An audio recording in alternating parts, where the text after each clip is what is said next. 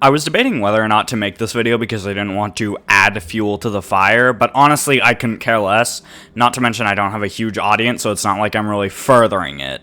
Anyway, before we get into what actually happened, I'm going to talk about the people majorly involved in the story. Theft King, he's a FNaF news YouTuber with a myriad of controversies to his name. He's also a former FNaF 1 speedrunner. I'll be calling him Theft for the rest of this video. Then there's Kane Carter. He's a member of the Fazbear Fanverse, developer of the Pop Goes franchise, and a generally respected member of the FNaF fandom.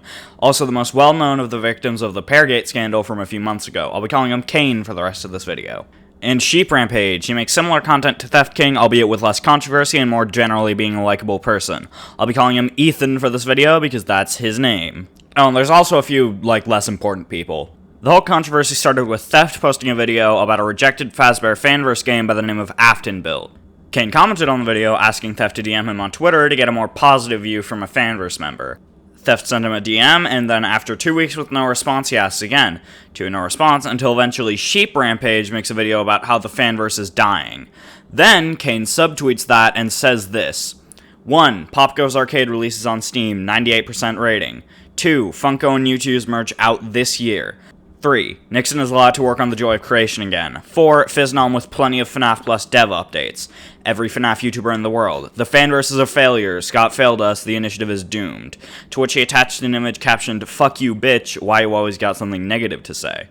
Although I disagree with this tweet on multiple bases, it's not that important. Because Theft had previously been rather critical of the fanverse in some ways, some of Kane's fans assumed it was directed at Theft.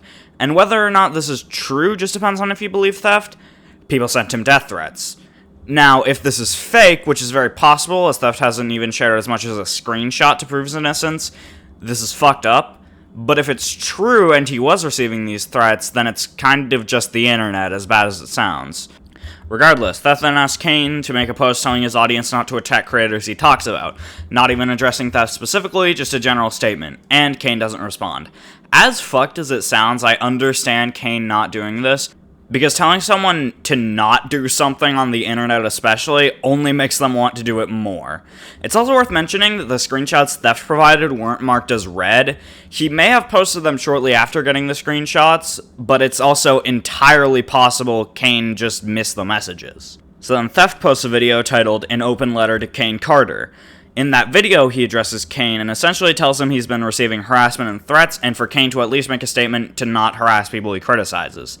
Then, after that video, Kane posts a twit-longer titled "An Open Response to Theft King," in which he offers a seemingly genuine apology, and links a video of him explaining his side of the story in more detail. Great, controversy's over, Theft and Kane are on good terms, everyone's happy, but, you see, that video was a fucking rickroll.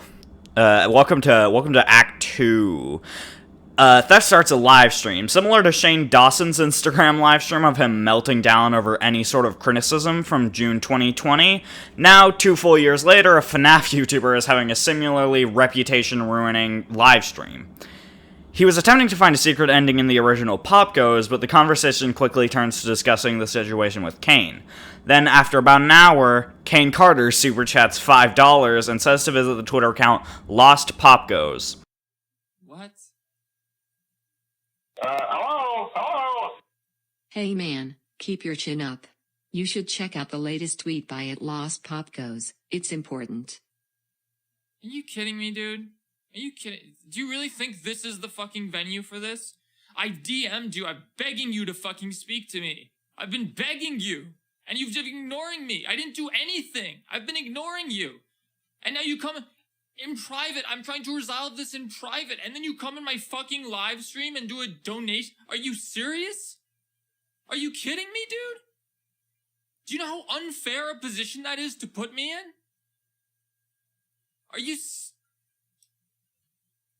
Wow, dude. Wow. Wow. Wow. Wow, dude.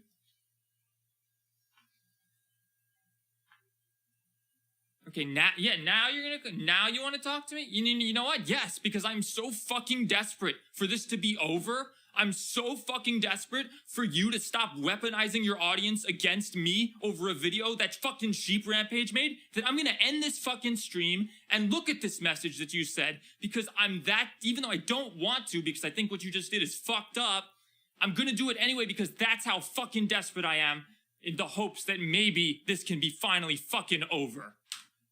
Sorry guys, I'm sorry. I'll talk to you guys later. So she's smiling at me and telling me that she loves me, and I just look at her and I can't muster up anything. I feel nothing, and I feel empty, and I'm scared. Oh my god, I don't fucking care. On that account, he tweeted accusing Theft of pretending to cry, which he denied, as well as screenshots of Theft and Kane agreeing to settle the dispute over Discord messages from before Kane's tweet about Ethan and after Theft's Afton Built video. Assuming these screenshots weren't fake, this is pretty much sealing Theft as a liar. However, we can give him the benefit of the doubt for now, although I do believe these screenshots are real. Then Theft absolutely loses his shit on Kane. He ends up trying to go back to the game, starts talking about Kane again, and his Joker arc has officially been completed. You know, I'm not religious, but like if there was a hell, Kane Carter will burn for eternity. Like that's straight up the kind of person I think he is. He's vindictive and likes to see people suffer. That's what his actions have proven. His actions alone have proven that. He ends his stream and then receives a highly deserved barrage of criticism, including from his fans and friends. Now it's time for Act 3, the aftermath. The aftermath of this live stream was a unanimous fuck you to Theft King. For some examples, these tweets from the baddest. Theft King is a very damaging person. I and most FNaF YouTubers will not be associating with him anymore. I will not tell you what to do, but I highly suggest you stop supporting him. He is toxic, and I regret giving him my time, let alone my support. Guys, you say you hate drama in the FNaF community. Well, if you stop fucking praising Theft King in the FNaF community, you will be able to eliminate like 50% of the drama in the FNaF community. Also worth mentioning, me and Dags are 16, Aya is 18, Posture is 19. Theft King is 31. Yet look who the immature bitch is here. From Fiznom, I watched Theft King stream, and man, the dude sounds genuinely psychotically unhinged and aggressive.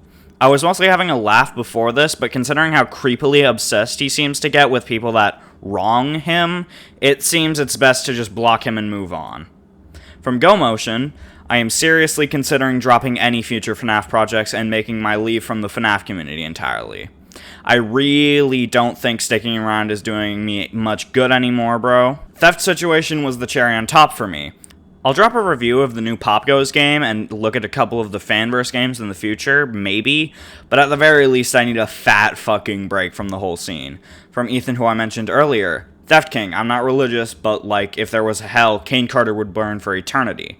Theft King, please stop, take a break, it's not cool to talk like that. You're being way too vengeful. I don't agree with Kane, dude, but saying that is horrible about anyone. And from Jelly Liam, my note on the situation with Theft King. Recent events have gotten me to look over how our conversation went down. I found Theft King manipulated me hard into giving the okay for releasing his video.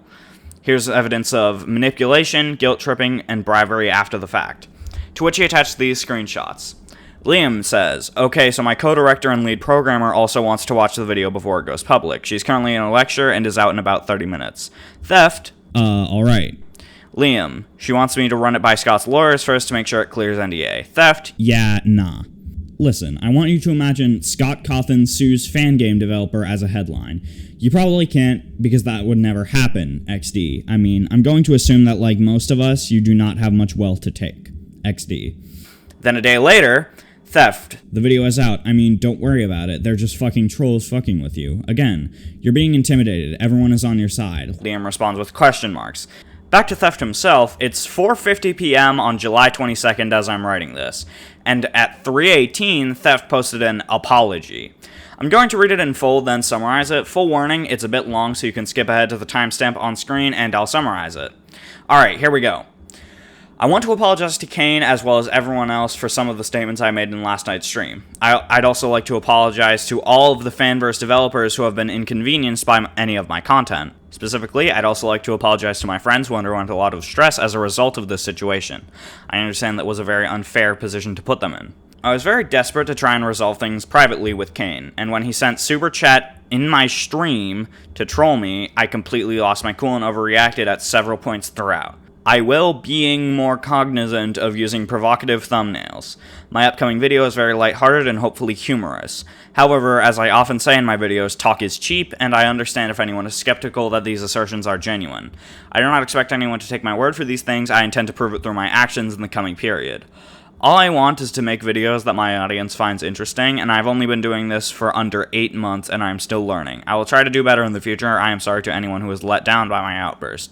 Finally, Kane, if you're reading this, I would like the opportunity to apologize to you personally, but you have no obligation to do so. My DMs are open to you, as always. Thank you for reading this, and thanks to those of you who have supported me throughout this crazy journey I've been on in the last 8 months. I'm ashamed that I let you down. Theft. Essentially, if you skipped ahead, it's a fine but basic apology. I saw a thread on Twitter about the best way to apologize sincerely, and summarizing it was essentially, don't apologize for the consequences of your action, apologize for the action itself. An example of apologizing for the consequences would be, I'm sorry you were hurt, or I'm sorry I offended you. This helps to take ownership of the action instead of passing the blame to them for letting it affect them. His apology, while the part addressed to Kane does fulfill this, the part addressed to everyone else working in the fanverse still says, I'm sorry if you were inconvenienced by my content. I'm paraphrasing, but it's close enough. He also says, I'm sorry to everyone who was let down by my outburst. And the second point is to say what you did, which Theft barely does in this apology. The only times he's even remotely close are, I completely lost my cool, and I will being more cognizant of using provocative thumbnails. Next, the thread says not to excuse your actions, and although Theft never necessarily says, I'm sorry, but, which is the example the thread gave, or anything similar, he was multiple times attempting to justify his actions. For instance, I was very desperate to try and resolve things privately with Kane, and all I want is to make videos that my audience finds interesting. I've only been doing this for 8 months, and I am still learning. The next point is to ask for forgiveness, which he does imply when he states that Kane can DM him if he wants to. And then to not expect a reciprocal apology, which Theft doesn't seem to. Although Kane showed some level of immaturity with the Rickroll as well as super chatting, where he could have just addressed this privately, which he still had the opportunity to, I believe Theft was still very much in the wrong. I will say, Theft has been accused of pedophilia for having minor friends, which, as the Baddest pointed out, is not true. He was an asshole, but he was never more than an asshole. I'm writing this after I finished the writing for the rest of this video, but earlier today I DM'd the Baddest. I asked if they had anything more to say about their own experiences with Theft, and they said this. I prefer to start backing away from the situation. All I will say is that Theft King was insanely cruel towards me, and even when I offered to help, I tried to be civil even after his explosive livestream. And I've also seen what he said to my friends, but that's their business. Theft King is simply an asshole that doesn't deserve the support he has received. You can use this and any of my tweets for your video, but aside from that, I am finished with this. And again, he was a piece of shit to me. I have nothing and no reason to hide anything. Finally, go and support Theft's former friends and fanverse devs. People I've talked about, Fiznom, The Baddest, GoMotion, Sheep Rampage, as well as other people like Pastra, Mr. Springs, The Oof Troop, Dags, and of course, Kane himself. Goodbye for now. And people think I don't mean it, cause I don't. No. People think I won't change, cause I won't. They say I keep messing up, I do that on purpose, but they'll give me one more chance. That is very dumb of them. I'm pretty sure I'm right, and every other single person on earth is wrong. And ain't nothing that you can say to change my mind, cause if you try to come at me, I'm gonna respond.